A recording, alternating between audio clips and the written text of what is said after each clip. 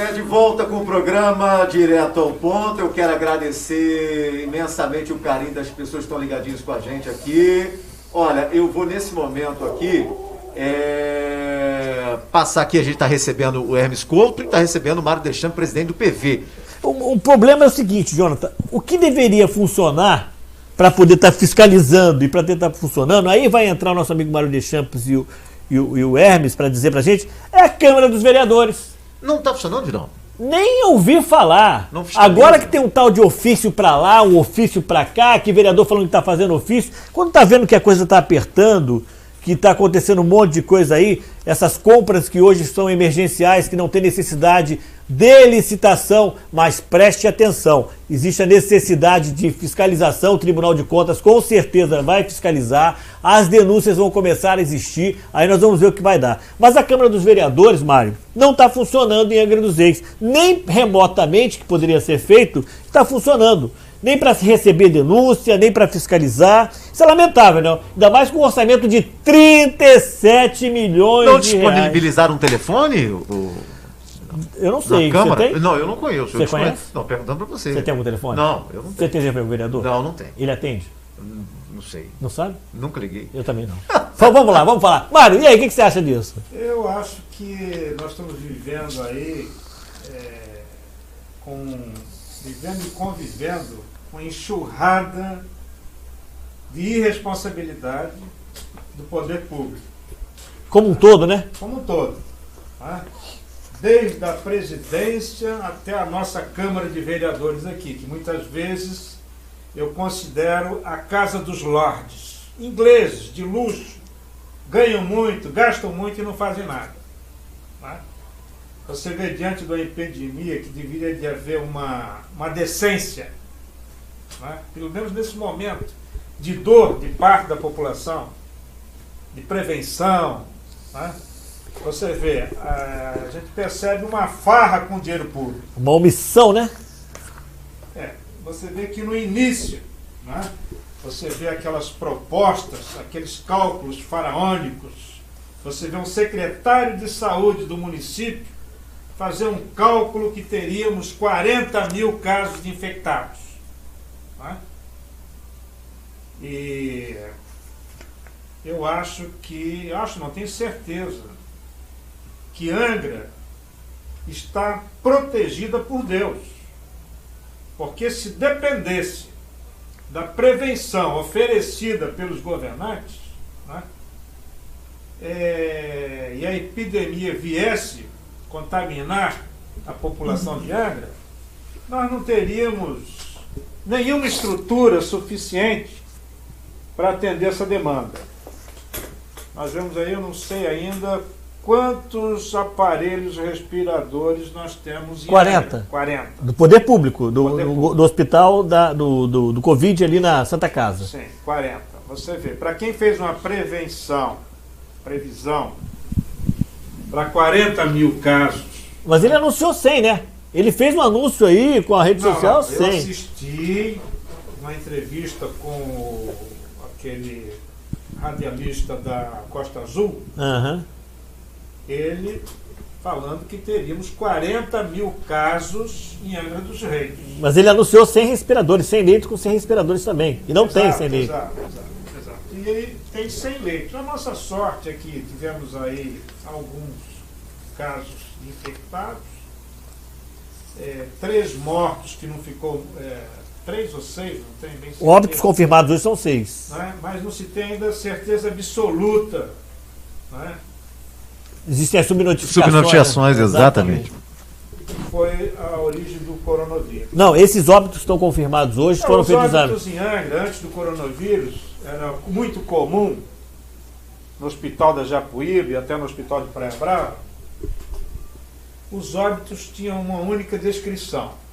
O sujeito falecia... Insuficiência respiratória.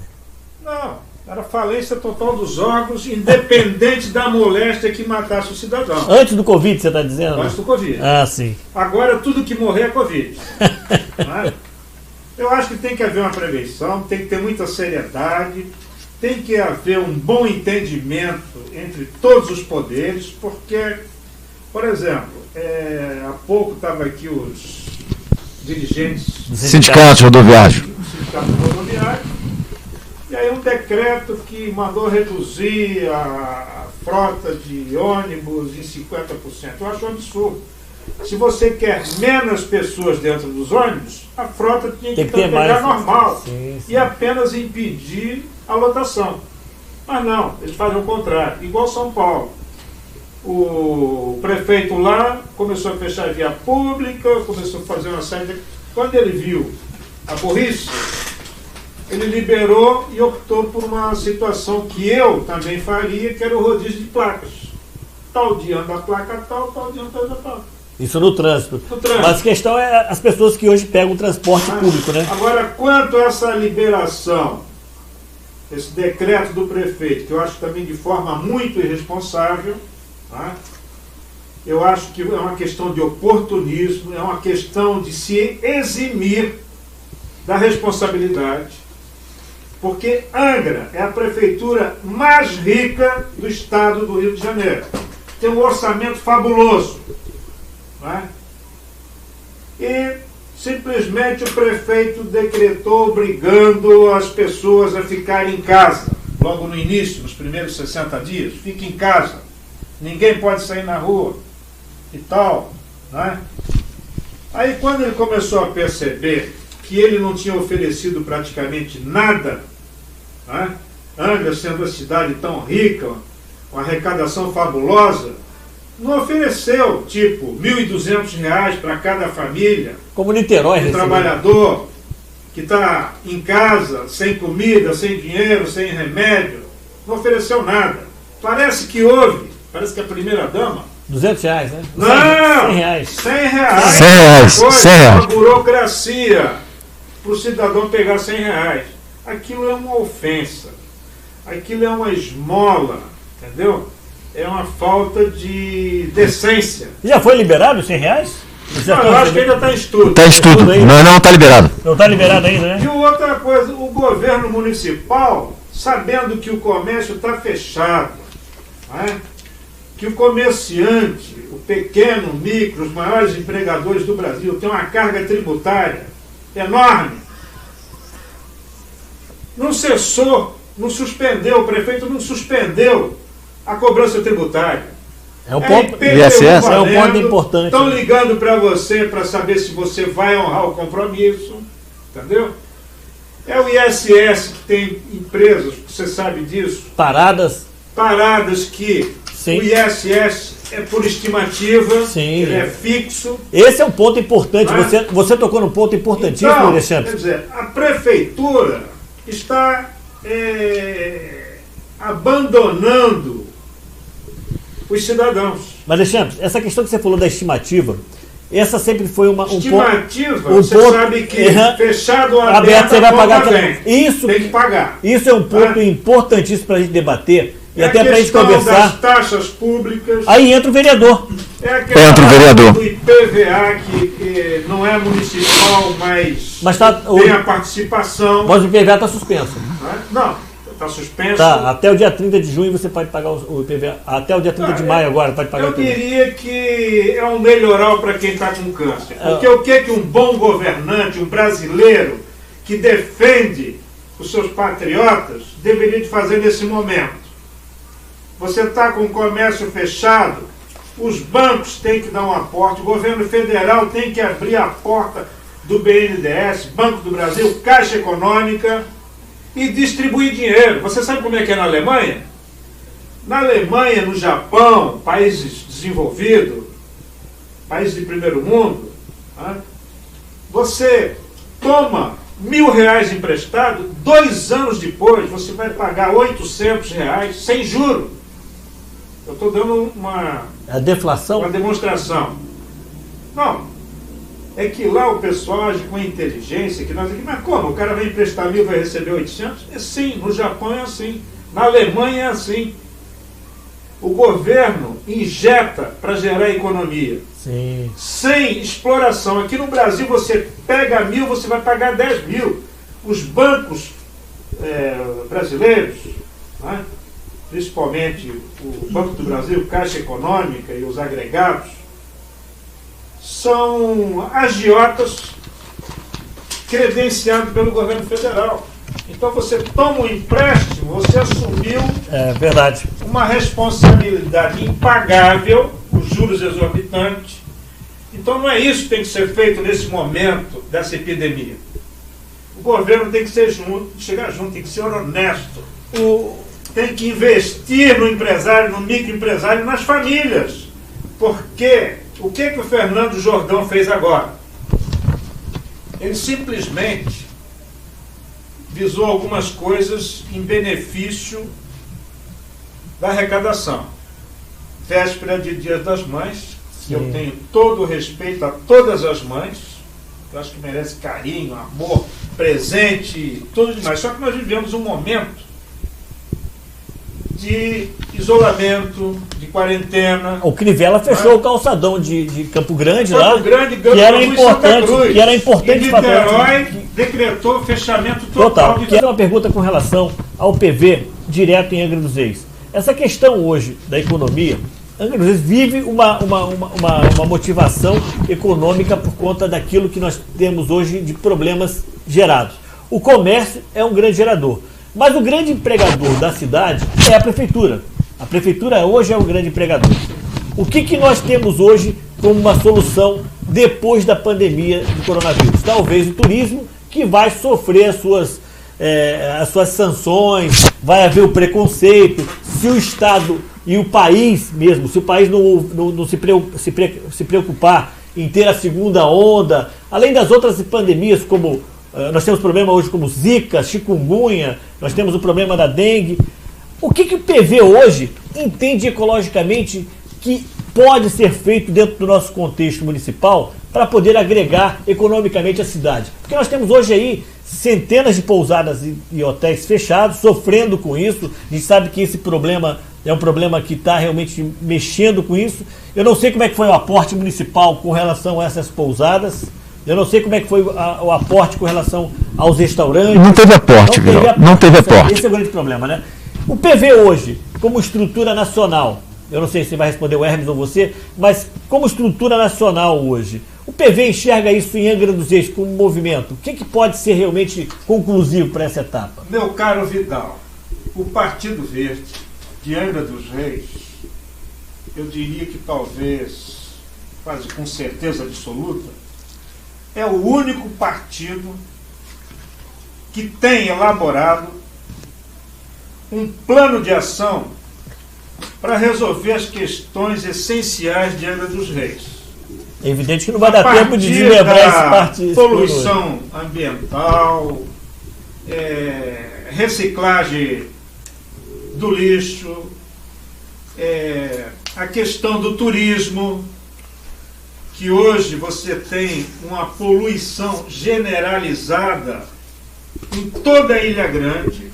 Não melhorou não esse movimento? Eu tive lá há poucos dias, eu me senti envergonhado de ser brasileiro e de ser morador de Angra dos Reis. Era muito lixo, e já de muito tempo, não é de agora não. O abandono total. Uma poluição, vários rios de esgoto desembocando direto ao mar. E no continente, de Garatucaia ao Perequê não é diferente. Você já esteve no lixão do Ariró? Já, conheço. Você já viu o chorume do lixão, que eles chamam de oficial, para onde vai? Esses dias desemboca nos riachos, sai lá do lado do Serená. Exatamente. Uma água negra que é o chorume do lixão do Ariró. Do lado do lixão do Ariró, nós temos o lixão da prefeitura, que é equivalente a 10 Maracanã, onde a prefeitura continua vazando tudo. Há tempos atrás, quando eu fui visitar novamente, encontrei algumas pessoas lá catando alguns objetos. Ainda tem catador de lixo? Tem. E aí eu conversei com eles e eles falaram: olha, seu Mário, aqui jogam até corpos de vez em quando. Que isso? É uma denúncia séria, é assim. Porque, na realidade, o aterro sanitário não é nem municipal, é uma empresa privada que explora que é Inter, né? Paraty, inclusive, é jogado em Angra dos Reis. Sabia disso? É o Intermunicipal, né? É um consórcio, né? Então, meus amigos, Angra precisa de um choque de gestão, um governo inteligente, porque quando eu cheguei aqui em 1975 para construir a casa do jornalista Roberto Marinho, eu me senti no paraíso. Eu era apaixonado, foi uma paixão à primeira vista, amor à primeira vista por Angra dos Reis.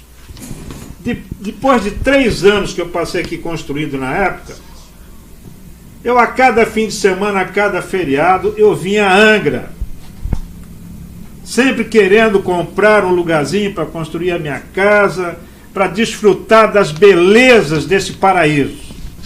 Mas de lá para cá, o abandono é constante. Parece que Angra ainda não deu o grito de independência.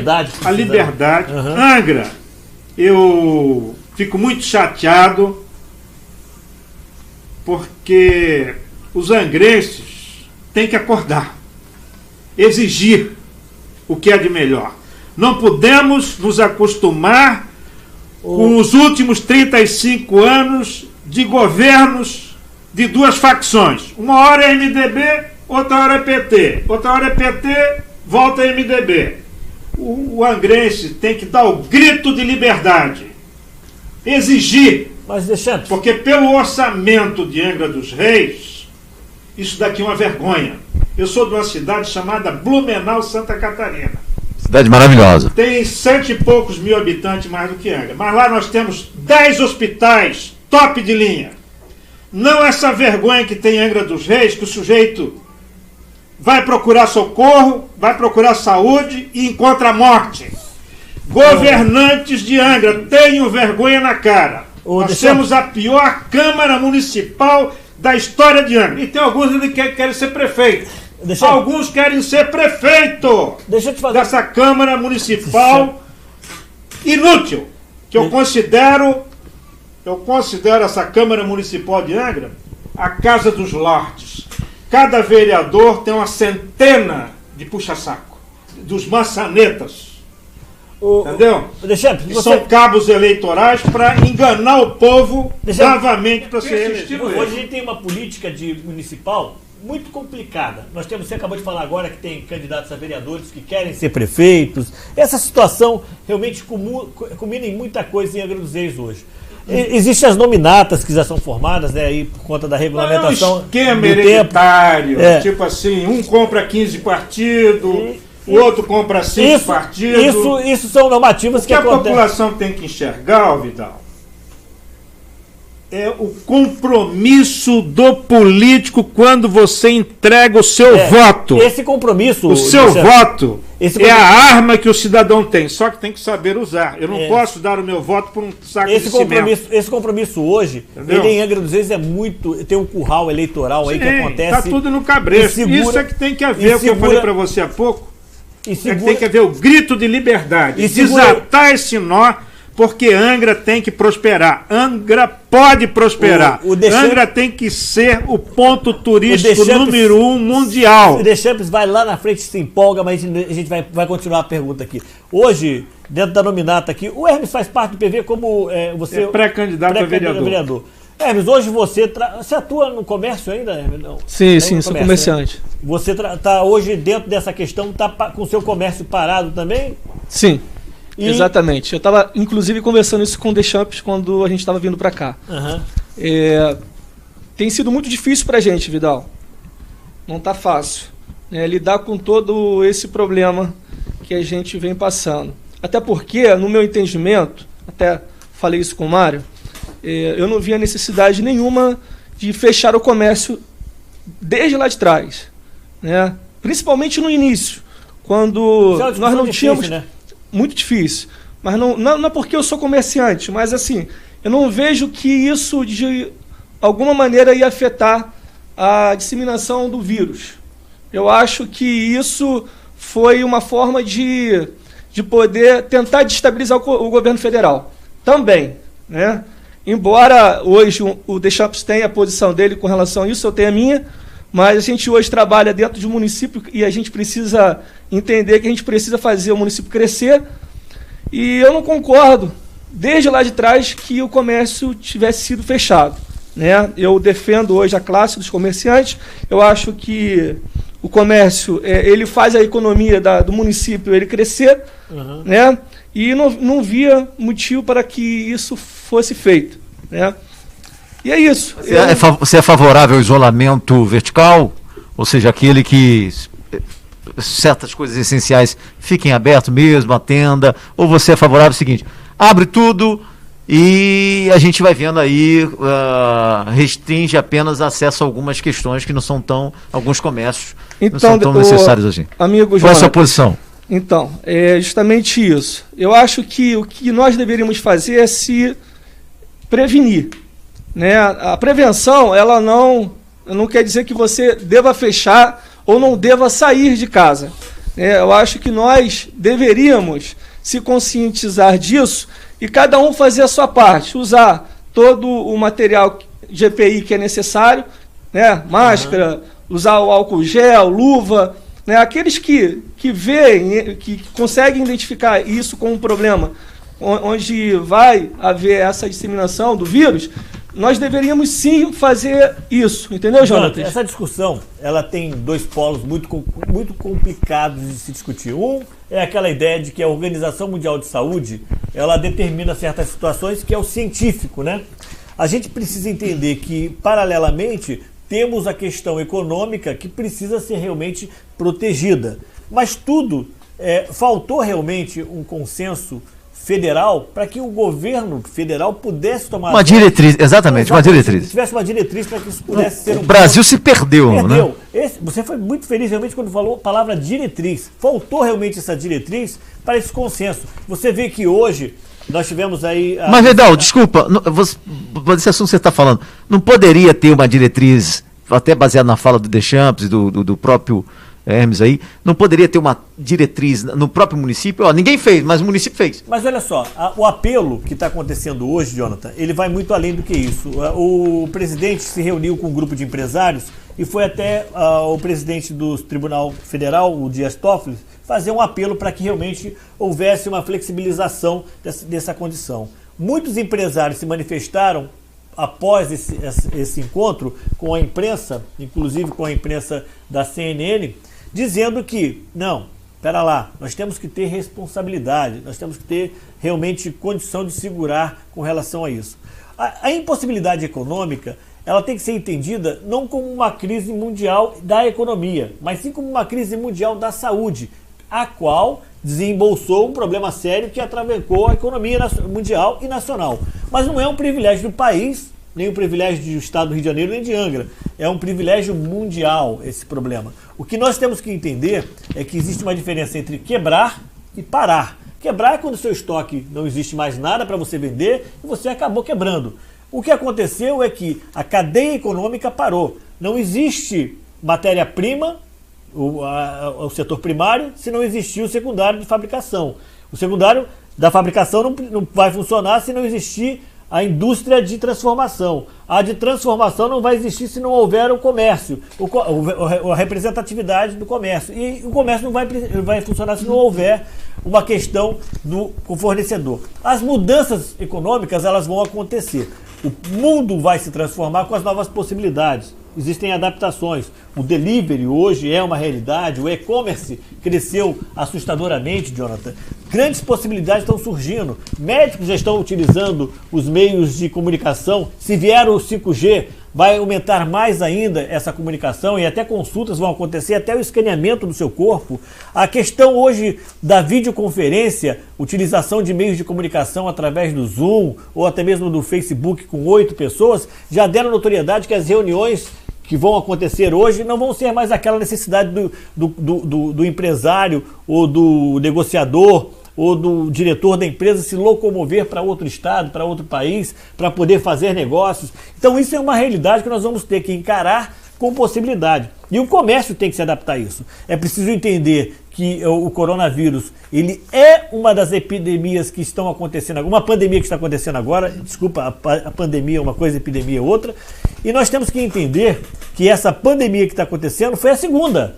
A primeira foi H1N1, Sim. que nós tivemos aí um reflexo menor. E com certeza o mundo vai ter que se preparar para a terceira pandemia que pode existir. E vocês do PV sabem muito bem disso. O uso de máscara vai deixar de ser um utensílio de proteção e vai passar a fazer parte da sua vestuária. A pergunta é como a gente sai dela. Esse é o grande problema. A gente tem que esperar realmente um contexto de alguma vacina. Hoje, a gente está quase chegando ao final. 5 minutos. 5 minutos para entender esse final desse programa. Precisa realmente, antes dos 5 minutos, dar as considerações finais. Então a gente tem que respeitar esse espaço. Desculpa porque a gente alongou o espaço do primeiro bloco. Hoje a gente precisa entender que essa realidade tem que acontecer. Não existe uma programação e uma preocupação, Jonathan, do governo municipal em fazer isso, já focando o futuro. Porque nós vamos ter desemprego, nós vamos ter empresas sem funcionar, e não existe um planejamento para isso. O PV no contexto nacional, você que é comerciante, você também é construtor, né? Também tem essa... Estamos do ramo industrial, do comércio, há você muitos anos. Isso. Você sabe que isso vai ser um reflexo. O PV, como fundamental na sua estrutura nacional, tem visão para isso? Enxerga isso como uma possibilidade? Eu acredito que, diante da situação epidêmica ainda, né, em crescimento, vai haver uma grande mudança do comportamento das pessoas. Né? Então, nesse momento, é importante muita sensibilidade, muita responsabilidade. A prevenção é necessária. Nós estamos vendo aí, como acabamos de falar, o crescimento da epidemia no Rio de Janeiro, São Paulo, no Nordeste, Norte do Brasil, crescendo de uma forma avassaladora. A menos de 1 hora de Angra, Campo Grande, Santa Cruz, a zona oeste do Rio, um crescimento de infectados e mortos a menos de 1 hora de Angra. 700 mortos. Então eu acho que o governo municipal tinha que ter mais responsabilidade, uma prevenção muito boa, uma orientação à população. E outra coisa, vamos também olhar a questão econômica. O governo abriu o cofre. Governo municipal, governo estadual, governo federal, para que a gente não tenha aí uma revolução, um conflito de saques, de crescimento da violência. Isso tudo tem que ser começado a evitar agora. Um planejamento já. Um planejamento que já era para ter sido iniciado. Sim. O governo municipal sequer suspendeu a cobrança dos tributos. Eu acho que ele até teve um interesse maior em abrir as portas do comércio para encher os cofres da prefeitura e se eximir da responsabilidade de ajudar a população e o comércio. Tem que ajudar, porque se o comércio quebrar e as famílias entrar em falência, porque 1 mês a população aguenta, 2 meses o empresário aguenta, mas no 3º mês, ô Vidal, a coisa começa a ficar impossível. As contas chegando, sem condições de pagar, sem dinheiro. O presidente oferecendo R$100, não havia crucis, com a dificuldade que a maioria dos cidadãos não receberam esse recurso ainda. O governo municipal, até agora, não teve nenhuma preocupação econômica com as pessoas, com o comércio. Você está falando uma coisa que é importante, e é importantíssimo ressaltar isso, Jonathan, que não é coronavírus, não é tosse mesmo. Que é o entendimento, já corre daqui, que é o entendimento da seguinte forma. Hoje, o social vai ser importantíssimo, Jonathan. A gente sabe que hoje a dependência do Estado vai ser fundamental. Ela é parte fundamental hoje da convivência do ser chamado cidadão. Porque nós vamos ter essa mudança, essa transformação, que o Deschamps foi feliz em colocar, e precisa se programar para os próximos anos, para os próximos meses e para os próximos anos. Porque essa é uma tendência. Até que haja um controle de natalidade, com menos pessoas, dependente do equipamento do Estado, para que haja conforto. Me permite a inferência? Eu penso assim, o Covid-19 é como que se fosse um novo pleito eleitoral. Exato. Você tem que apresentar um novo plano de governo. Perfeito. Porque vai ser um outro momento. Vai ser uma Exato. outra situação. Exatamente, professor. Você falou tudo. Agora o nosso tempo estourou, Vidal. Estourou, né? A gente vai ter que ter as considerações finais, não é verdade? Considerações finais do Hermes lá. Rapidamente, Vidal. Então, eu acho que o importante não é a gente se preocupar só com o vírus em si, com a saúde em si. Hoje, inclusive, eu fiz uma postagem sobre a questão da educação. Ninguém fala de educação hoje no nosso município, né? Ninguém fala. Já vamos para 3 meses com as escolas fechadas. Então, isso é muito preocupante. Eu acho que nós devemos se preocupar, sim, com as crianças que estão sem estudar. Porque sem educação, o que seria desse país? Já não está acontecendo essa mudança de aplicação da aula via internet? Só as escolas privadas. Sim, então, escola privada. Não, mas nem todo mundo, João. Não, estou falando assim, somente as escolas privadas, particulares. Sim, algumas mas escolas a grande maioria estão sem estudar. Mas a maioria, até da escola, por exemplo, uma sala de aula que você... de uma escola privada, que você teria 100 alunos outrora.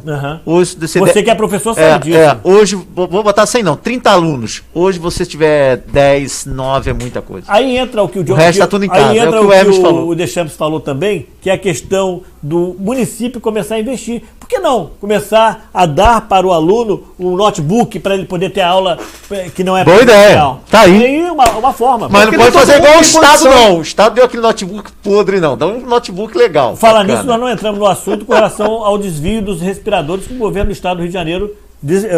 mas nosso tempo não dá. Você vê que o próprio governo do Estado parece que a gente está voltando àquela era do governo Sérgio Cabral, né? O governo do MDB. Parece que eles foram contaminados pelo vírus Cabral. Né? Você vê a roubalheira no momento crítico, difícil que a população vem passando, o desvio de verba, não só no Rio, não, no Brasil inteiro. É verdade. Porque essa questão de sem licitação é perigosa. Vai dar muita cadeia. Gente, vai dar muita cadeia. Tá aí. Vai ter prefeito e vereador em cana. Deixa suas considerações finais. Nosso tempo. Eu queria agradecer essa brilhante oportunidade ao pastor Pedro Lucena, meu amigo de muitos anos, né? Ao Jonathan, ao Vidal, ao Hermes e a DTV. E é esse programa maravilhoso que eu quero voltar aqui muitas vezes. Legal, obrigado. Para discutir. Eu gostaria que aqui fossem feitos debates com pretensos pré-candidatos para mostrar as suas propostas, os seus planos de ação, choque de gestão inteligente para essa cidade que precisa voltar a ser maravilhosa. O meu muito obrigado, boa noite a todos. Hermes. Obrigado, Vidal, pela oportunidade. E Jonathan também, um grande amigo. Obrigado pelo convite. Pastor Pedro Lucena, grande abraço, pastor. Obrigado mesmo de coração. Tá? Caminhamos um tempo lá atrás juntos, mas passamos um bom tempo sem se ver, mas estamos aqui novamente. Graças a Deus, obrigado pela oportunidade, tá, pastor? Estamos aí sempre que precisar, tá bom? Grande abraço. Vamos fechar, Vidal? Vamos sim, né, Jonathan? A gente precisa agradecer a presença de todos. Dizer que realmente a dica do notebook é uma dica para a gente poder auxiliar. Na semana que vem a gente vai aqui bater um papo novamente com a interação do Jonathan Stoker, que hoje ficou um pouquinho quieto. Eu não entendi. Não, hoje foi um dia para ouvir. Fala uma noite. Não, hoje foi uma noite para ouvir vocês. A gente diretor, aprende no silêncio. O que aconteceu hoje que o Jonathan ficou quieto? Aquela música de do silêncio da noite, né? Então a gente vai aprendendo, né? A gente vai aprendendo. Eu quero agradecer a todos aí, um abraço. Desejar um feliz Dia das Mães para todas as mães. Uma saudade eterna da minha mãe, que se foi. Mas eu quero deixar aqui as considerações para vocês. Cuidem das suas mães, cuidem dos seus pais. Não saiam desnecessariamente, não estejam se arriscando sem necessidade. Protejam-se, que é muito importante. Hermes, um prazer te rever depois de vários Igualmente, anos. Vidal. Uma pessoa que eu admiro muito e gosto muito, você sabe disso. Obrigado. Deschamps, você sempre contribuindo com a nossa cidade, uma pessoa que realmente sempre esteve presente nos debates e nas conversas, nunca deixando de lado a política angrense. mesmo contribuindo de uma forma indireta, mas importantíssimo para a nossa cidade. Parabéns pela sua atuação. Você também. Um abraço a todos. E até semana que vem, sexta-feira, hein? Sexta-feira que vem. 8 horas, né? 8 horas. Chegar na hora, né? Na hora, 20 horas. Isso. Grande abraço a todos. Obrigado pelo carinho. Olha, a gente se despede aqui nesta sexta-feira, 8 de maio de 2020. Amanhã é aniversário do meu irmão. Mandar um abraço para ele, completando mais um ano de vida. Feliz Dia das Mães para todos. Um forte abraço para todas as mamães e as futuras mamães também. Obrigado aos nossos participantes de hoje, debatedores de hoje. E a gente volta na próxima oportunidade, que é sexta-feira que vem, a partir das 20 horas. Boa noite, fiquem todos na paz e até lá. Um abraço a todos.